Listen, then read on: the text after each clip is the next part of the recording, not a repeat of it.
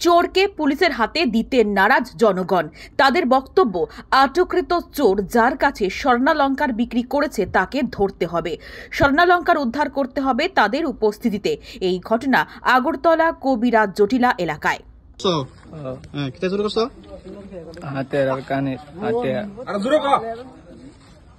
হাতের কানের টিয়া। কত টাকা চুরি করছো? 60,000 টাকা। কত? 60,000। তো কও 60,000। আর সোনা দিনে চুরি করছো? কি টাকা চুরি করছো? হাতের আর কানের।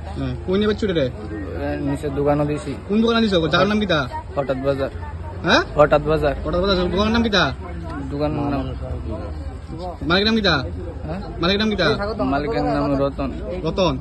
ওই বাচ্চা বড় তোমাদের ধরছে, তুমি তানের কাছে ফোন করছো নি? ফোন করছি তো। তানের কথা বলতে হইছে? তানে কি কইছে? তানে কইতেছে কালকে আইব। কালকে আইবো? কালকে আইলে কি তুমি কালকে অবধি দিয়ে করবা? পারবা? এই কথা কথা সবটা কালকে অবধি বউ জিনিস তার দিয়ে এলাম। হ্যাঁ,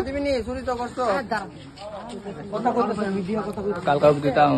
কালকে থাকবা তো? তোমার যখন পুলিশের কাছে তুমি কি দিবা বক্তব্য দিবা এটার ব্যাপারে? দুষ করছি কমু। দুষ করতে কইবা? দেখি দুষ কই? তুমি কি ওই বাড়ি ভাড়া থাকতা?